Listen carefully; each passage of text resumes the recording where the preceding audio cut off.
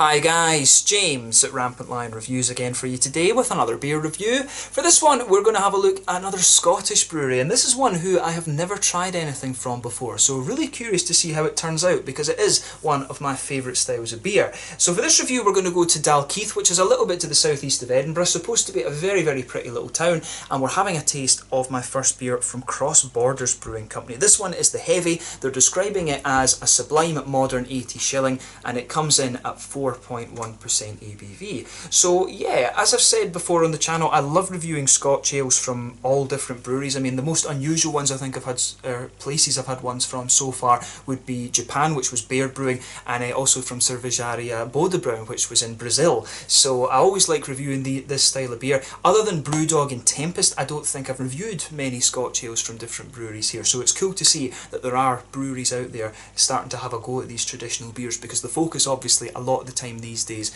is on, you know, New England IPAs and stuff like this. So kudos to Crossborders for putting out this beer style and bringing up the recognition of our old traditional beers. We'll talk a little bit more about the Scotch ale later on in the video, of course. But as always with my reviews, I'll tell you a little bit about the brewery before we taste the beer. If you want to get straight to the tasting, just fast forward. All the usual links are in the description below. That's the brewery website, the link to my other reviews that I'll do in the future from Crossborders Brewing Company. Very first time trying one of their beers, as I mentioned. There's all the usual social media. If you want to see more beer reviews, do please consider subscribing to the channel. The whole channel has a geography based tagging system, so you can go into the homepage and search for beer based on country, city, state, county, prefecture, whatever it is you're interested in. Check out the playlist of beers from different countries. There is one there for all the Scottish beers that I've done, and you'll find this review in there. And as always, please do get in touch and let me know some of the other beers and breweries that you guys would like to see me review. It's always great to hear from you guys that are watching the videos, and the support that you show the channel is hugely appreciated. So anyway, on to my brewery notes then, to tell you a little bit about Crossborders Brewing. So Crossborders Brewing Company, as I mentioned to you earlier, are based in Dalkeith, which can be found to the southeast of Edinburgh, the capital city of Scotland. But the brewery was founded back in 2016 by Gary Monkton and Johnny Wilson, who'd been friends since they were very young, about 9-10 years old. But they lived together during their university days and they homebrewed. Apparently their homebrews during this period of time weren't very good, but after university Gary went over to the US and fell in love with the American craft beer culture. He later returned to Scotland in about 2010, and when he returned he decided along with Johnny that they wanted to start a brewery together. So Johnny enrolled at Heriot-Watt University to study brewing and distilling, and he did that from 2010 to 2015. He must have changed from one field into science if he's had to do the 5-year programme, because you can do it as a 1-year master, but the company officially started after they'd finished there in 2016. So obviously Johnny does the brewing and Gary deals with the business side of the brewery, but I believe he takes part in all the brewing and other stuff in there as well. But they started off producing only around 1,500 litres of beer per week, and they've scaled up considerably since then to produce around 6,000 litres of beer per week, which means I think they can produce somewhere in the region of, that would be, what, 312,000 litres of beer per year. But the brewery can be found in the Hardegreen Industrial Estate in Eskbank in Dalkeith as well. But as of September 2019, the brewery have produced over 30 different types of beer, and there's a good variety of different styles in there. I did notice that quite a few of their beers were low in alcohol content, so I think mainly they're focusing on producing kind of sessionable beers and stuff like that. But that's all I was able to find out about Crossborders Brewery just now. Again, another very new brewery, probably very close to celebrating their 3rd birthday at the moment. I'm filming this review for you in early September of 2019. So yeah, cool to see more breweries popping up in different places, and again, as I say, cool to see them having a go at some of the traditional beer styles. But if you want to learn more about Crossborders Brewing Company, check out the brewery website in the description below. You can follow them on Facebook and Instagram and keep up to date with all the latest goings on. And if you want to see the different beers that they do, I'd recommend that you check out the Rate Beer and Untappd pages. So anyway, to tell you a little bit about this beer then before we actually taste it. So as I mentioned, this one is a 4.1% Scotch ale. The hops in this one are Bramling's Cross, and it has a malt base of pale light crystal wheat, melanoidin and caramels. So now we can get rid of the brewery notes and focus on actually tasting the beer. So one of the things about this beer, I would say, at 4.1%, this is actually quite low in alcohol for an 80 shilling from what I gather. So the shilling system, for those of you watching abroad, the shilling system essentially was the old way in Scotland that we used to tax our beers, because before we decimalised the pound sterling, it was, you know, pounds, shillings and pence and all of this kind of thing. I don't even know how that works, but yeah, so essentially you would start off at 40 shilling, and as you worked your way up to 90 shilling, there'd be progressively more malt in the beer, thus you'd get more alcohol, and thus you'd have to pay more tax on it. That was just the way it worked. But the modern Scotch ales, if you like, that the Americans would call wee heavies and Scotch ales, those would be somewhere along the lines of an 80, kind of 90 shilling type beer. So yeah, this one, as I say, the 4.1% is the kind of traditional strength. You know, that's a sort of real ale strength type beer. This one rather than a kind of craft beer, and as I said, quite a few of their beers that these guys do tend to be sessionable. So I'm really curious just to see how they've done this one, because I would have thought an 80 shilling would have to be somewhere around at least 6% ABV. So that's one of the things that gets me very, very curious about this beer. And you don't see too many breweries here in Scotland brewing this style anymore. There's been more recently. The ones I've tried before was Dogma from Brewdog was one. They did have another one which I forget the name of, Bourbon Baby I think it was. That's another Scotch ale. I tried the 160 shilling from Traquair House, and I also had the Old Parochial from Tempest. I know that Williams Brothers do one, but an 80 shilling, but that's one that I haven't got around to reviewing yet.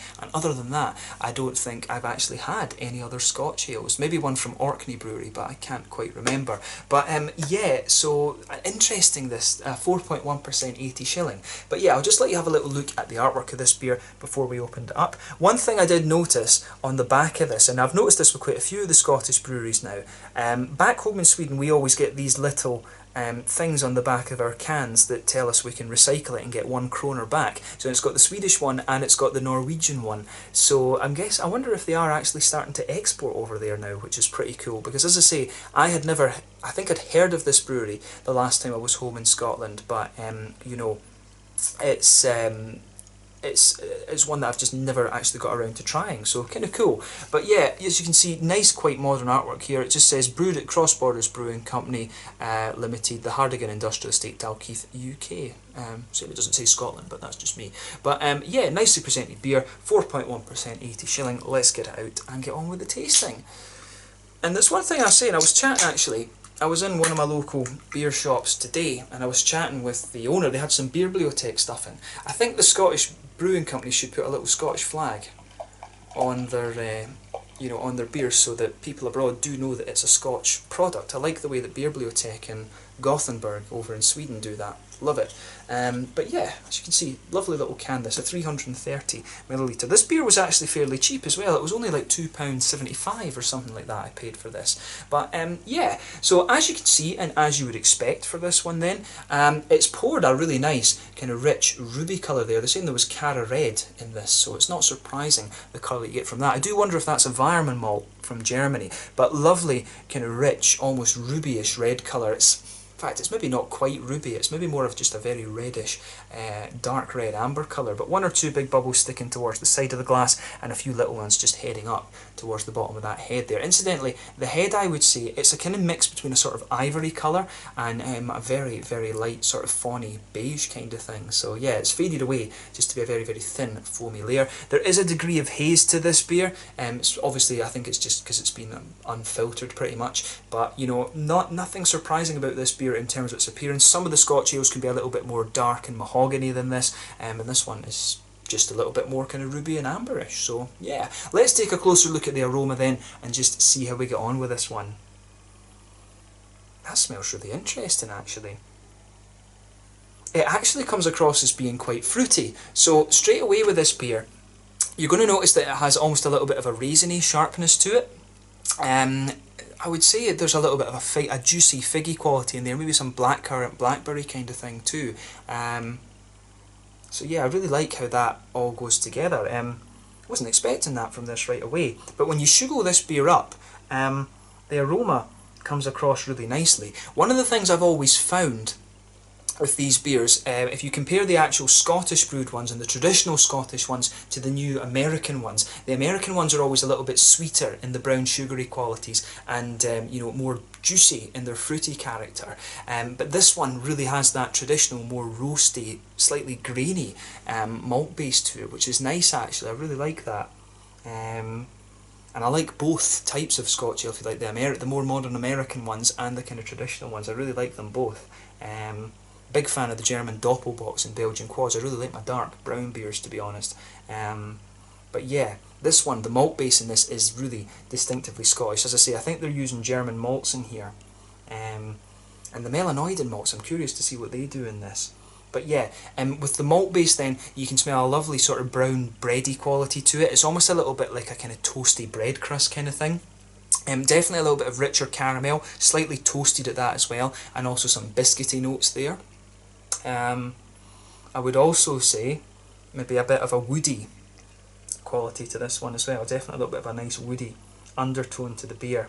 So yeah, it does have the nice, it really has the nice kind of roasty, toasty, Scottish malty qualities that you'd expect, but it has more, the fruity side of this beer is a little bit more American. It's definitely got a little bit of that kind of sharper quality, in my opinion, to it. In terms of hoppiness, I think there's a little bit of earthiness there. There's also some nice floral and grassy notes, but I'd say it does lean a little bit more towards that kind of light earthiness there. The Bramlin's Cross is an English hop, of course, and the traditional Scottish beers would have used English hops. I don't think we've ever really produced hops by ourselves, so it would have been like Kent Goldings, Bramlin's Cross. I doubt they would have used Fugels in these kind of beers. But yeah, it smells really nice and really quite authentic, but a little bit more American in its fruity quality in my mind. It almost smells a little bit kind of medicinal, but you know, a lot of Scottish people would have used these beers as medicine, so not surprising. But yeah, smells lovely. So as I always say, take a little bit of time and enjoy the aroma of the beer before you get stuck into it. But we're going to taste this one now and see how we got on. This one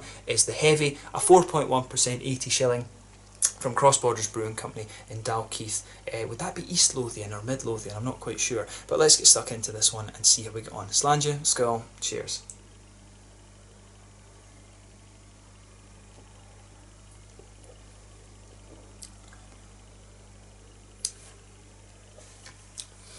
That's nice, actually. This is a really nice, quite sessionable beer.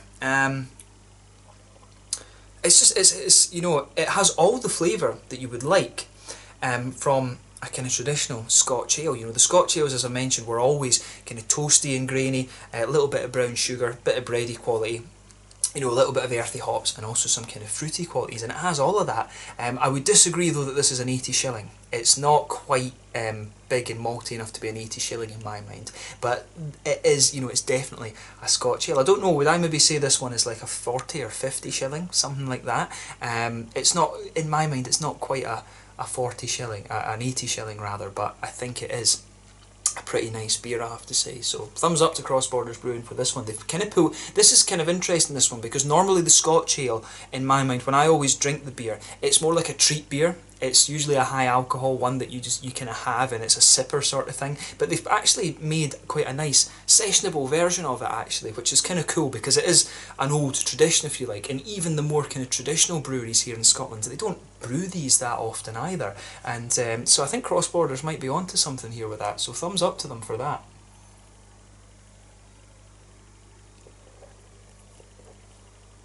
But you're going to notice with this beer, it comes in, and it's actually a little bit sharp on the fruit when it comes into your mouth. You'll notice that slightly berryish tartness to the beer when you take it in, but then it smooths out really nicely, and you get all of these flavours that you would expect of a kind of Scotch ale, to be honest with you. I mean, those of you that like, for example, the Robert the Bruce from Three Floyds over in America, this beer isn't a million miles away from that.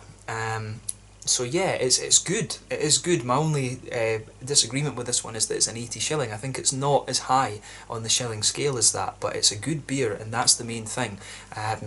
So yeah, I would say with this beer, the thing you're going to notice kind of forming the backbone of the beer, you really get that toasty, grainy quality just blanketing the middle of your palate. It's not like a burnt, black sort of grainy quality to it, but it really is just kind of like a toasty, bread crusty type quality. That blankets the middle of your tongue.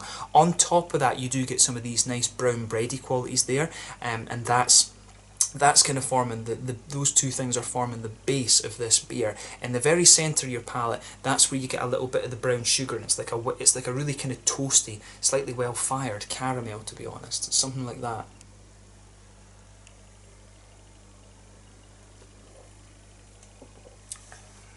Yeah, And I would say from that toasty caramel in the middle of your palate, as you move further out, it gradually becomes a little bit more biscuity, and you're going to notice with this beer that as the centre of your palate dries out, you start to get these more kind of woody qualities out of the beer. There's definitely a little element of a woody note to this one.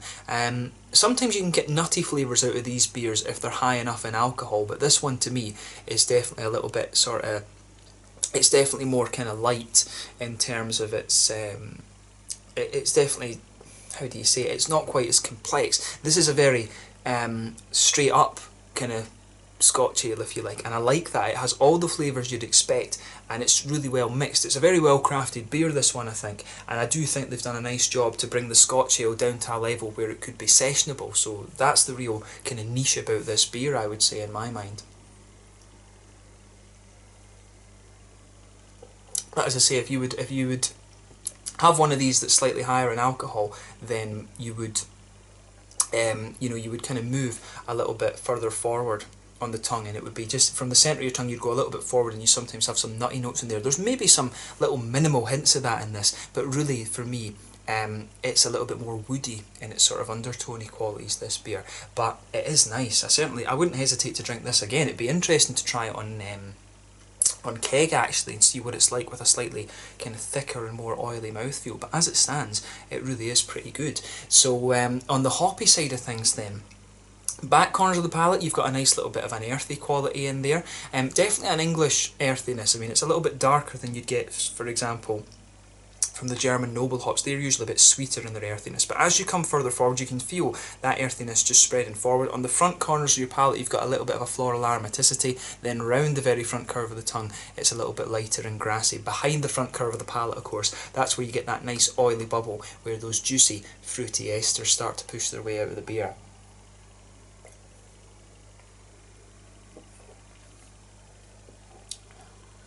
But yeah, the fruitiness in this one is quite nice actually. Like I said, it starts off with that tart,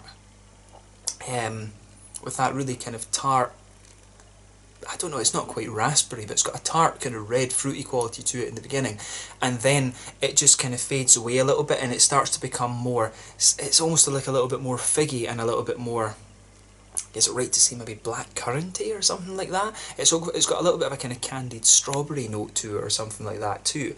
But yeah, this beer comes in, it's very sharp and tart. It dries out in the it dries out in the middle of your palate. You start to get the malty qualities pushing their way out of the beer, and as you go further into the aftertaste, it dries out even more, and you start to get the more grainy notes. The earthiness and the hops comes out, and you just get a little bit of that juicy fruit lingering there. This beer's got quite a bit of transition. It comes in very sharp, changes to the malty flavours, dries out, and then you start to get some of the hoppy notes there too. So it's a really interesting one, this. As I say, I think they've done a nice job of making a kind of sessionable Scotch ale with this one. In terms of that then, as I said, I don't really agree that this one is an 80 shilling. I would be more tempted to say that this beer is... I'd be more inclined to say that this is like a 50 shilling, something like that. I don't think it's high enough in alcohol, but it's good, and it's nice and sessionable, and that's what you want. You would get beers like this traditionally in Scotland, so thumbs up to them for that. So in terms of the mouthfeel, I would say that this beer is kind of mid-bodied. Carbonation is really quite smooth in it. It's got a nice wet mouthfeel to it, in fairness, and I've said this about quite a few of the Scottish beers. I always find that the quality of the water makes the beers feel a little bit wet, and it almost affects the taste of the flavour a little bit in these beers. I've always found that Scottish beers come across pretty wet because of the water quality. Some of them can have a little bit of an oily quality. This one to me is more kind of straight up and wet in its mouthfeel. In terms of IBUs and bitterness and things with this, I think you're talking maybe about 25 IBUs out of this beer at the absolute most. A good bit of the bitterness will be coming from the grainy qualities in the malt base. You will get a little bit of bitterness from the hops, but nothing that's going to blow the head off you. The malt base, I'd say, is well balanced between the smooth and graininess and with a little bit of sweetness, but even the sweeter notes are a little bit more toasty, and you've got a nice kind of fruity quality to this one as well. A little bit sharp in the beginning, but then it smooths out nicely and becomes that little bit more juicy. But overall, a really, really interesting beer, this one. It's nice to see that they've created quite a sessionable Scotch ale in my mind. As I said, my one disagreement with this beer is that it's an 80 shilling. I would probably more class this one along the lines of being a 50 shilling or something like that. So yeah, it's something I need to explore a little bit more. I need to see if I can get a hold of Williams Brothers 80 shilling, because you know they are probably one of the more kind of traditional breweries in Scotland. So it would be good. I think a good sort of benchmark to try would be their one. So I'll keep an eye out for that when I'm still home just now. But yeah, let's leave it at that for this one. This one is the Heavy. A modern 80 shilling at 4.1% ABV from Crossborders Brewing in Dalkeith in Scotland. Impressed with this beer. I'm quite curious to try a couple of other ones, and I wonder if these guys are sort of you know, I've always said Williams Brothers were very good at the session beers. I noticed these guys are doing quite low alcohol beers. It'll be interesting to try a few more from these guys and see how the sessionability kind of goes actually. So definitely a brewery that I'm going to revisit in the fairly near future. But I thought this was a good introduction to them, and I hope you guys have enjoyed my take on this beer. So once again, thank you for watching my beer reviews. Until the next time, please like, subscribe, share, all the usual YouTube stuff. Let me know your own thoughts on this beer in the comments section below. Let me know what your favourite beers are from Crossborders Brewing as well. I'm sure I'll return to these guys in the near future with an IPA and a stout or something like that. But thank you again for watching. Make sure you check out my social media, and I'll catch you guys very soon. Make sure you try some of these Crossborders beers, and do give me some other Scotch ale recommendations from here in Scotland and around the world. Until the next time, Slange just now, and I'll catch you guys later. Cheers.